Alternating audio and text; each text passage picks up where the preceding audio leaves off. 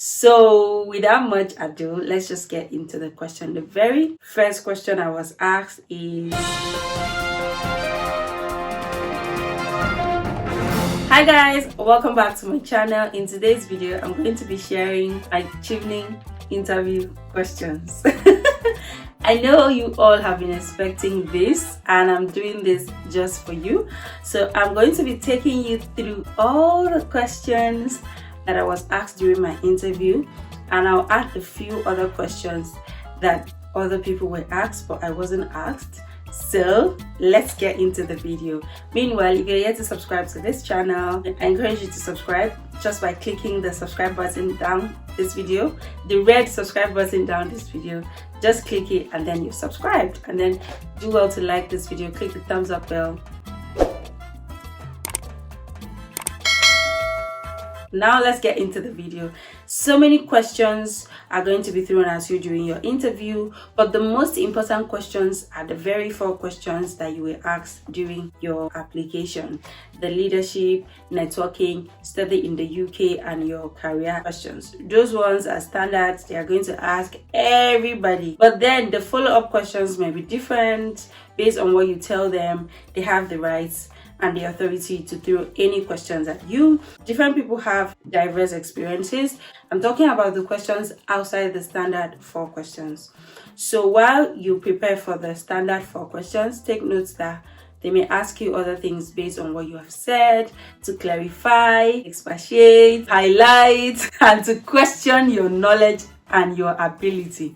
Actually, when you get to the interview, the moderator is going to break it down how they are going to ask questions. The person will say, okay, Kuseme, you're welcome. Feel free, do not be tense. You can ask us any questions. And if we throw any question at you and you don't understand, do well to ask us to recap, and we will gladly retake the question. And then he will say, based on my panelists, the moderator was a guy. Then he said, so I'm going to ask you about 3 questions, and my colleagues are going to ask you about 3 questions each as well. And then he read out the interview rules for me, asked me to show my ID card. I showed my ID card. He confirmed a few details about my date of birth, my nationality, just a few clarifications. My interview was for 1 hour. We spoke for about 50 minutes. And after 50 minutes, I was asked, okay, Kusema, you have to exit the virtual platform now because we have to deliberate. And I actually think they make their decisions there and then immediately after each interview. So without much story, let me just go ahead and tell you guys, what you need to answer this question. The very first question was, tell us about yourself. So in that question, I went ahead, I told them about my academic background, my professional background, where I work, and the kind of things I do in my job, the skills I have, and then I specifically talked about my leadership capacity, the different leadership abilities I possess. It's like asking you, give us your CV, give us your professional resume. So you're going to stick to those academic and professional qualifications. And because Chevening is a leadership scholarship, you always have to highlight your leadership experience. Another thing that I was able to throw in was the fact that I love to volunteer. So I mentioned a couple of volunteering work I have done and organizations I have worked with. Because my interview was during the COVID period, like the beginning of the pandemic in Nigeria, I highlighted the things I had done during the COVID-19 pandemic to spread the news and to help in the campaign against COVID-19.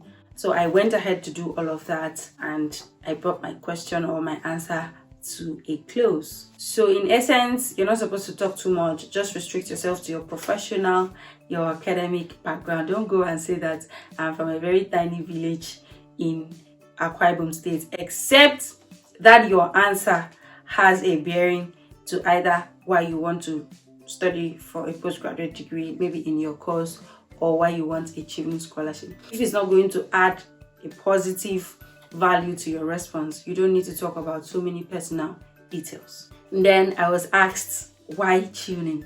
Why did you choose Chevening scholarship among every other scholarship? Why is it Chevening? Why are you going for Chimney?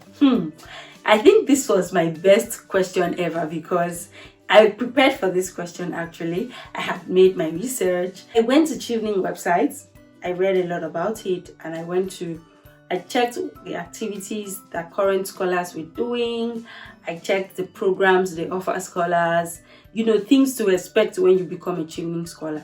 So when they asked me why Chevening, I first of all started by saying that Chevening is one of the most prestigious scholarships in the world. Yes. So, and then it's funded by the UK government, and it's for prospecting leaders. So I tried saying that I am a leader, and because the scholarship is for leaders, I chose the scholarship. So I also highlighted the fact that Chevening has a wide network of alumni community, and I was going to be able to tap into this wide, huge alumni community to be able to solve the problems in my field that I intended to solve. There were just so many things I used as example.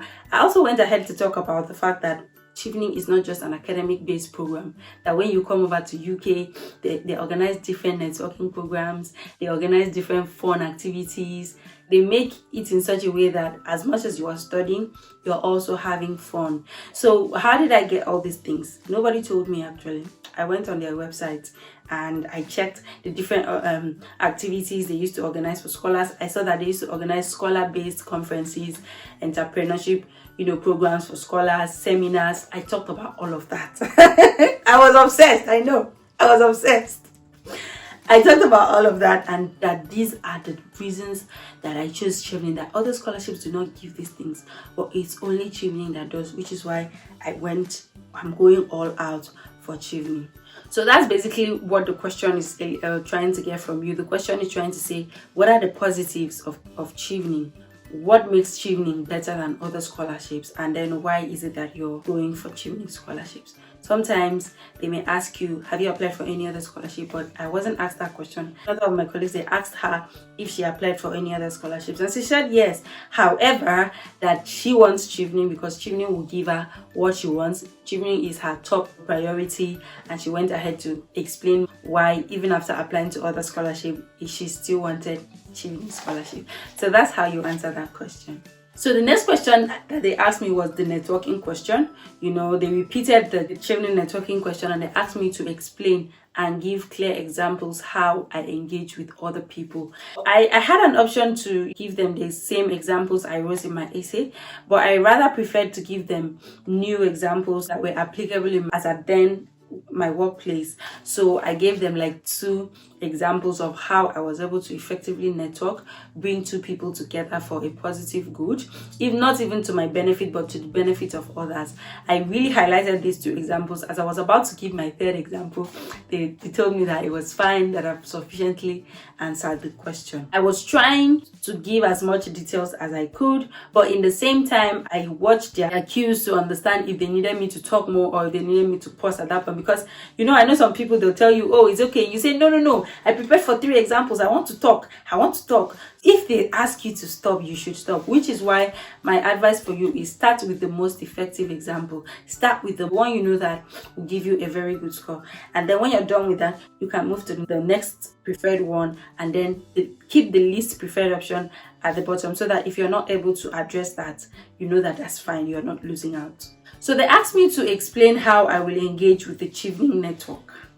This question is related to the earlier question that I just explained. They highlighted how the Chevening has a very large alumni community, as I had spoken about, that I should explain how I'm going to engage with them. So while answering this question, I highlighted how I was going to volunteer for the Chevening community, how I was going to add more value to every other Chevening scholar that I met. I talked about how I was going to network and build valuable relationships so that we could come together to achieve a task in my field. So I also talked about how I was going to really network with the Chevening scholars in my field specifically. I told them about the fact that I was going to give back, like what I'm doing right now, which is I'm keeping to my promise. I told them that I'm going to continue giving back because I always highlighted what I do on my YouTube channel, which is mentoring you guys out there. So I told them that using my platform, I'll still continue to do that. I'm going to push out the word out there. I'm going to talk to people about Chevening, talk to more people about the opportunity, because so many people may not know about the opportunity, but based on my platform, I'm going to be able to talk about Chevening opportunities so that so many other people will be able to take advantage of it. I was going to volunteer to the Chevening community. When I come to the UK, whatsoever volunteering opportunities I was offered, I would be actively participating in them. There's just so much out there to talk about. That question is asking you, how will you network with Chimney scholars? How would we benefit from giving you the scholarship? Because not every time you're going to talk about the fact that, oh, I need to get the scholarship to get funding, oh, I need to do this, my career. It's about the fact that how will other people benefit from you being a Chevening scholar? That is what the question is about, and you should think. Use credible, valuable examples and how you are going to do it. Use the things you currently do. How do you maintain relationships? Use that, how you are going to bring people together. So as we are here now as Chevening scholars, one of us in my school, all of a sudden he just organized a meetup session for all of us Chevening Queen Mary scholars. He sent us emails and it was so professional. Before you know it, we went, we met, we exchanged ideas, we had fun, we got to know ourselves, we talked about the problems in our field and what we wanted to do.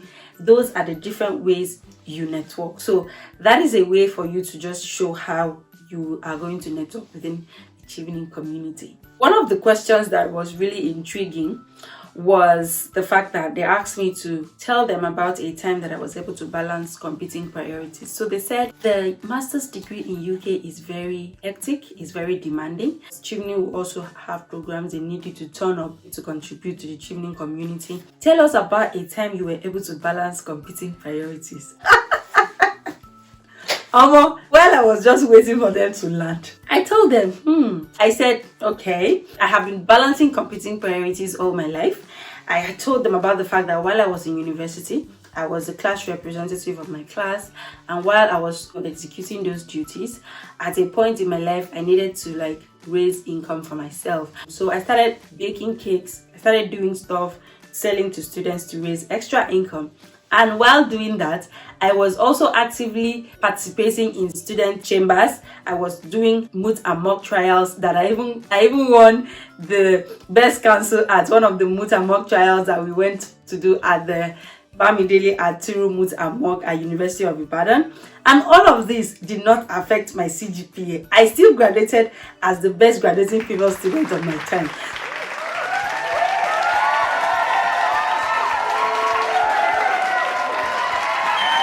So with all those things in my, in my schedule, I was able to prioritize while focusing on my academics during school period, and during holidays, I give attention to other extracurricular activities while also balancing my interest and networking within the student chambers and being able to balance all of those priorities. So that was my answer, and I'm sure that they were very impressed because they told me, okay, that's nice. So guys, they are going to come at you with these questions. I'm not saying that they're going to ask you. I have a host of other questions. My interview was long and I actually enjoyed it. So I'm going to bring further questions because I don't want this video to be too long. In the next episode after this one, I'm going to highlight other questions and how you should answer them. But before I go, this last question: even if you hold positions in your church, if you set up a society or anything, how were you able to do that in such a way that one did not suffer for another? How I answered that question was that I was able to show them that during time for studies, I focused. I did my studies. During time for extracurricular, I engaged in that extracurricular in such a way that I also won prizes. So that way, the master's degree program in UK will not overwhelm me because I've done this before. I'm going to do it again. Like I'm doing right now. I am actually studying and I am actively on YouTube making contents for you guys. So guys, let me know if this video was helpful. Give this video a thumbs up. Drop a comment in the comment section what you think about this question and how you think you should answer them in the best possible way. And if there's anything that you didn't understand about how to answer any of these questions, let me know and I will respond to you. And do well to keep watching other videos of mine. Share this video to people that you know that are prospective Chevening scholars who are going to attend interviews. And I'll catch you in my next video. Take care guys. See you soon.